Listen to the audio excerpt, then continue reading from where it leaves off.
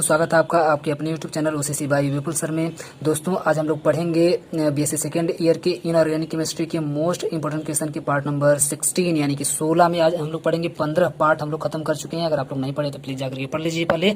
और इसमें हम लोग पढ़ेंगे एक्टिनाइड्स के बारे में, थोड़ा सा एक्टिनाइड्स के बारे में पढ़ेंगे कि एक्टिनाइड से क्वेश्चन किस तरीके के आज तक के पूछे गए हैं और आए हुए हैं, और आगे आने की क्या संभावना है और इसके आंसर्स क्या होंगे। इसके साथ साथ मैं आपको हर वीडियो में बताता रहता हूँ कि सिर्फ बीएससी सेकेंड ईयर के लिए नहीं है। अगर आप क्लास 12 में है या फिर किसी भी क्लास में है जिसमें एक्टिनाइड्स अगर है तो बिल्कुल बिंदास आप लोग पढ़ सकते हैं। सेम कॉन्सेप्ट वहां पर भी रहेगा। ठीक है, आते हैं सबसे पहले देख लेते हैं क्वेश्चंस किस तरीके से पूछे जाएंगे।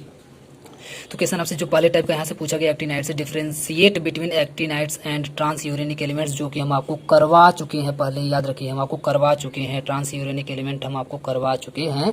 जो लोग नहीं पढ़े तो प्लीज जाकर के पढ़ लीजिए पहले। ट्रांस यूरेनिक एलिमेंट आपको करवाया जा चुका है।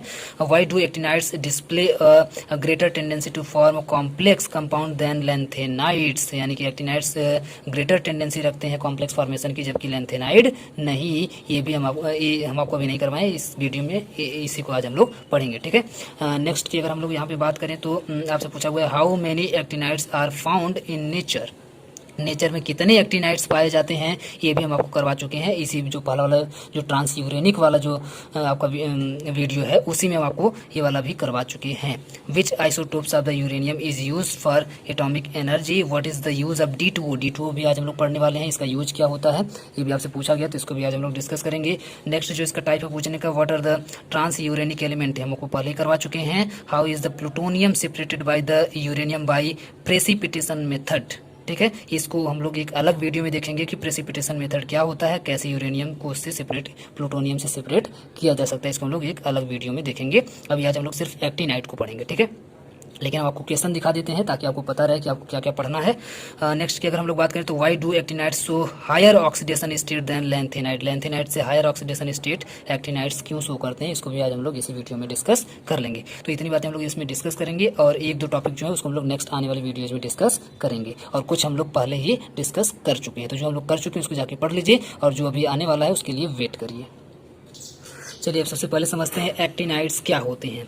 एक्टिनाइड्स किसे हम लोग कहेंगे, a group of 14 elements from thorium to lawrencium. Thorium to lawrencium यानी कि 90 से 103 तक, 90 से 103 तक kept into the 7th period of the periodic table. 7th period of the periodic table, these are called actinides. ये आप लोग याद रखिएगा कि एक आपका 14 ग्रुप का 14 एलिमेंट्स का आपका ग्रुप है। कहाँ से कहाँ तक, फ्रॉम थोरियम 90 टू लॉरेंसियम 103। कहाँ पे रखा गया है तो 7th पीरियड में रखा गया है। ऐसे जो पीरियड बनता है उसमें से 7th पीरियड में रखा गया है इसको। और उसमें आप देखेंगे इन्हीं एलिमेंट्स को, ये जो 14 एलिमेंट्स हैं इन्हीं एलिमेंट्स को बोला जाता है एक्टिनाइड्स। क्लियर है, these are called actinides because these are started from the actinium. इसको एक्टिनाइड क्यों कहा जाता है, इसके पीछे एक रीजन है। वो रीजन ये है कि these are called actinides because these are started after the actinium. Actinium आपका 89 है। ठीक है, तो 89 के बाद आप देख पा रहे हैं थोरियम आपका 90 स्टार्ट हो रहा है। इसका मतलब ये हुआ कि एक्टिनियम के बाद ये सभी एलिमेंट्स आते हैं, इसीलिए इसका नाम ही रख दिया गया है एक्टिनाइड्स। क्लियर है, these are the member of F block elements. These are the member of F block elements because their outermost electron enter into the F subshell. और एक और चीज यहाँ पे, इनको हम लोग एफ ब्लॉक में भी रखते हैं, या ब्लॉक एलिमेंट्स इसको बोला जाता है। क्यों, क्योंकि इसके जो आउटर मोस्ट इलेक्ट्रॉन होते हैं, जो आउटर मोस्ट यानी सबसे जो लास्ट इलेक्ट्रॉन होता है वो किसमें इंटर करता है, एफ सबसेल में इंटर करता है, जिसकी वजह से इसको हम लोग एफ ब्लॉक एलिमेंट्स भी बोलते हैं। तो एक्टिनाइड्स क्या होते हैं, इतनी बात आपको समझ में आ गई। ट्रांस यूरेनिक एलिमेंट्स क्या होते हैं ये हम आपको पहले ही करवा चुके हैं, आप लोग जाकर के पढ़ लीजिए। अब इसमें आगे आते हैं। अभी हम आपको जो एक क्वेश्चन दिखाए थे उस क्वेश्चन में था आपका कि which isotopes of uranium is use for atomic energy. ठीक है, जो यूरेनियम का कौन सा आइसोटोप, यूरेनियम का कौन सा आइसोटोप एटॉमिक एनर्जी के लिए यूज किया जाता है, तो उसका आंसर यहाँ पे आपको दिया जा रहा है। आप लोगों से जब पूछा जाएगा तो ये आप लोग आंसर लिख दीजिएगा। कौन सा हम आपको यहाँ पे दिखाने की कोशिश करते हैं। Most commonly used elements used to obtain atomic energy are heavily fissile elements that are capable of nuclear fusion such as uranium 235। तो उस आइसोटोप का नाम क्या है, 235। यूरेनियम 235 का यूज किया जाता है किसके लिए?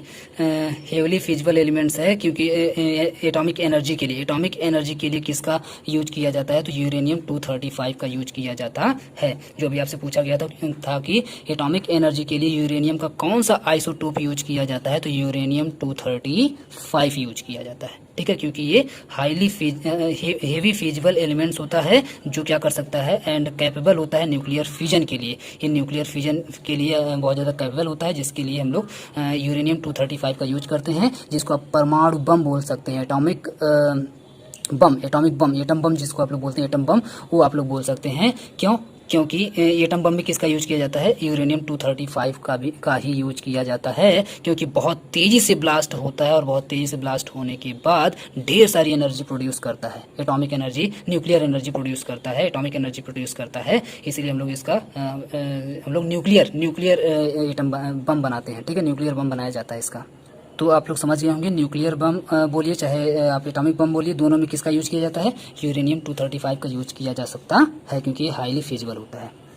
नेक्स्ट जो आपसे पूछा गया था वो आपसे D2O के बारे में पूछा गया था। D2O का यूज क्या होता है? तो deuterium is use in heavy water moderated fusion reactors usually as liquid D2O। ध्यान से समझिएगा, ये जो D2O है ना, तो D2O को हम लोग जनरली ड्यूटेरियम भी बोलते हैं, ड्यूटेरियम भी इसको बोला जाता है। तो ड्यूटेरियम का यूज क्या होता है? तो deuterium is used in heavy water moderate fusions reactor. तो हम लोग D2O यानी ड्यूटेरियम का यूज करते हैं जनरली रिएक्टर में, हेवी वाटर की तरह से हम लोग जो रिएक्टर्स होते हैं उन रिएक्टर्स में इसका यूज किया जाता है, यूजुअली एज लिक्विड D2O, यानी कि लिक्विड D2O की तरह से, लिक्विड फॉर्म में इसका यूज किया जाता है रिएक्टर्स के अंदर, हेवी वाटर की तरह। ठीक है, किस काम के लिए किया जाता है? इसका काम क्या होता है उसमें रिएक्टर्स में? तो to slow neutrons without the high neutrons absorption of ordinary hydrogen. This is a common commercial use for larger amounts of deuterium. तो रिएक्टर्स में इसका एक छोटा सा यूज होता है, जो आप लोग आराम से समझ सकते हैं और याद कर सकते हैं कि ड्यूटेरियम क्या कर देता है? स्लो कर देता है, न्यूट्रॉन्स के एब्जॉर्प्शन को बिल्कुल स्लो कर देता है, न्यूट्रॉन्स के एब्जॉर्प्शन को बिल्कुल उस पर स्लो कर देता है। इसीलिए इसका यूज वहाँ पे रिएक्टर में किया जाता है D2O का। एज आप हेवी वाटर कर सकते हैं या फिर एज इसको लिक्विड बोल सकते हैं, लिक्विड के फॉर्म में इसका यूज किया जाता है। अब नेक्स्ट क्वेश्चन का आंसर देखते हैं, जो आपसे पूछा गया था कि एक्टिनाइड्स जो है वो जो लार्जर ऑक्सीडेशन स्टेट क्यों शो करते हैं देन द लैंथेनाइड। इसका आंसर अब हम लोग देखते हैं। तो actinides exhibits larger oxidation state than the lanthanoids because of very small energy gap between 5F and 6T and 7S subcells। तो ऐसा इसलिए होता है, एक्टिनाइड्स जो होते हैं वो लार्जर ऑक्सीडेशन स्टेट शो करते हैं लैंथेनाइड से। क्यों? क्योंकि इसके पीछे एक रीजन है, क्योंकि एक्टिनाइड्स में जो 5F ऑर्बिटल होती है, 6D सबसेल होती है, 5F सबसेल, 6D सबसेल और 7S सबसेल जो होती है, इन सभी में जो एनर्जी गैप होता है, एनर्जी गैप जो होता है वो बहुत ही कम होता है, वेरी स्मॉल होता है, जिसकी वजह से इन सभी की एनर्जी जब बहुत ही ज़्यादा कम रहेगी तो इलेक्ट्रॉन इसमें से भी निकल सकता है, इसमें से भी निकल सकता है, इसमें से भी निकल सकता है। तो जितना ज़्यादा से ज़्यादा इलेक्ट्रॉन निकलेगा उतना ही ज़्यादा से ज़्यादा ऑक्सीडेशन स्टेट भी होगा। इसका मतलब लार्जर ऑक्सीडेशन स्टेट एक्टिनाइड्स क्या करेगा? शो करने लगेगा। आगे अगर हम लोग देखें इसी में, तो the energies are decided on the basis of N+1 rule. N+1 rule क्या होता है इसको भी हम करवाए हुए हैं, अगर आप लोग नहीं पढ़े हैं तो प्लीज जाकर के उसको पढ़ लीजिए। N+1 rule, the N+1 values of the, ये फ्री लिखा हुआ है, थोड़ा सा आप लोग बना लीजिएगा, F थोड़ा T की तरह से बन गया था, फ्री ऑर्बिटल्स। ठीक है, तो फिर से एक बार सुन लीजिए। The N+1 values of the free orbitals are as under मतलब नीचे आप देखिए कि N+1 रूल फ्री ऑर्बिटल्स के लिए कैसे वर्क करता है। तो 5D के लिए कैसे, 5F के लिए कैसे वर्क करता है? तो 5 + 3 = 8। 6D के लिए कैसे वर्क करता है? तो 6 + 2 = 8। और 7S के लिए आप देखेंगे कैसे वर्क करता है, तो 7 + 1 = 8। यानी कि जो यहाँ पे F के लिए जो वैल्यू होती है, F के लिए जो वैल्यू होती है वो 3 होती है, D के लिए जो वैल्यू होती है वो 2 होती है, और S के लिए जो वैल्यू होती है वो 1 होती है। All of the above values comes out to be the same, hence they have same energy level। तो अगर आप लोग यहाँ पे देखेंगे सबका 8 आ रहा है, इसका मतलब है कि सभी की एनर्जी क्या होगी? सेम होगी। और जब सभी की एनर्जी सेम होगी तो सभी में से इलेक्ट्रॉन निकल भी सकते हैं। जब सभी में से इलेक्ट्रॉन निकल सकते हैं, इसका मतलब एक्टिनाइड्स जो होगा, एक्टिनाइड्स की जो ऑक्सीडेशन स्टेट होंगे वो लार्जर होंगे, ज़्यादा होंगे। ठीक है। अब आते हैं कॉम्प्लेक्स फॉर्मेशन टेंडेंसी, जो कि आपसे ये भी पूछा हुआ था, कॉम्प्लेक्स फॉर्मेशन टेंडेंसी क्या होती है एक्टिनाइड्स की, तो इसके बारे में थोड़ा सा डिस्कस कर लेते हैं। 3 major requirements of the complex formation are, देखिए 3 मेजर रिक्वायरमेंट होती है कॉम्प्लेक्स फॉर्मेशन के लिए। सबसे पहला स्मॉल साइज, सबसे दूसरा high effective nuclear charge, high effective nuclear charge, इसको हम पढ़ाए हुए हैं अलग से एक टॉपिक में। अगर आप लोगों को नहीं पता है कि इफेक्टिव न्यूक्लियर चार्ज क्या होता है तो आप लोग जाकर के पढ़ लीजिए, बीएससी फर्स्ट ईयर का एक वीडियो है, उसमें हम पढ़ाए हुए हैं इफेक्टिव न्यूक्लियर चार्ज को, ठीक है। एंड तीसरा होता है अनपेयर्ड इलेक्ट्रॉन्स। तो 3 मेजर फैक्टर होते हैं जिस पे डिपेंड करता है कि कॉम्प्लेक्स फॉर्मेशन होगा कि नहीं होगा, कैसे होगा, क्यों होगा, सारी बातें डिपेंड करती हैं। आगे देखिए, as actinides fulfil all these requirements they have more tendency of complex formation than lanthanides, क्योंकि एक्टिनाइड्स जो होते हैं ये सभी रिक्वायरमेंट्स को फुलफिल करते हैं, जिसकी वजह से लैंथेनाइड्स से ज़्यादा कॉम्प्लेक्स फॉर्मेशन की टेंडेंसी किसके अंदर होती है, एक्टिनाइड्स के अंदर होती है। तो एक सिंपल सा यहाँ पे मीन है जिसकी वजह से एक्टिनाइड्स होते हैं वो ज़्यादा कॉम्प्लेक्स का फॉर्मेशन करते हैं लैंथेनाइड से। And actinides have more electron density and lanthanides have less electron density. इसका मतलब क्या हुआ, इसका मतलब ये हुआ कि एक और रीजन आपको मिल गया। वो दूसरा रीजन क्या है कि एक्टिनाइड्स जो होते हैं, एक्टिनाइड्स है मोर इलेक्ट्रॉन डेंसिटी, एक्टिनाइड्स के पास जो इलेक्ट्रॉन डेंसिटी होती है वो ज़्यादा होती है, जबकि लैंथेनाइड्स के पास इलेक्ट्रॉन डेंसिटी कम होती है, जिसकी वजह से भी this is also a reason, hence actinides display greater complex formation tendency than the lanthanides. तो एक रीजन और मिल जाता है क्योंकि एक्टिनाइड्स के पास इलेक्ट्रॉन डेंसिटी ज़्यादा होती है और जो लैंथेनाइड होते हैं उनके पास इलेक्ट्रॉन डेंसिटी कम होती है, जिसकी वजह से भी एक्टिनाइड्स के अंदर कॉम्प्लेक्स फॉर्मेशन की टेंडेंसी ज़्यादा होती है, ठीक है। तो इतनी बात आप लोग लिख देंगे तो ये आपका ये भी आंसर आपका कंप्लीट हो जाएगा कि एक्टिनाइड्स क्यों ग्रेटर टेंडेंसी शो करते हैं लैंथेनाइड से कॉम्प्लेक्स फॉर्मेशन में, ठीक है। तो ये सारे आंसर्स आपके कंप्लीट हो जाते हैं। यहाँ पर आपका वीडियो होता है खत्म। नेक्स्ट वीडियो हम लोग दूसरे टॉपिक को डिस्कस करेंगे। आज के लिए इतना ही। अगर आपको वीडियो पसंद आए तो प्लीज़ वीडियो को लाइक करिए, अपने सभी क्लासमेट्स में शेयर करिए, और जो आप लोग अच्छा कमेंट करते हैं दिल खुश करने वाला वो आप लोग ज़रूर करिएगा।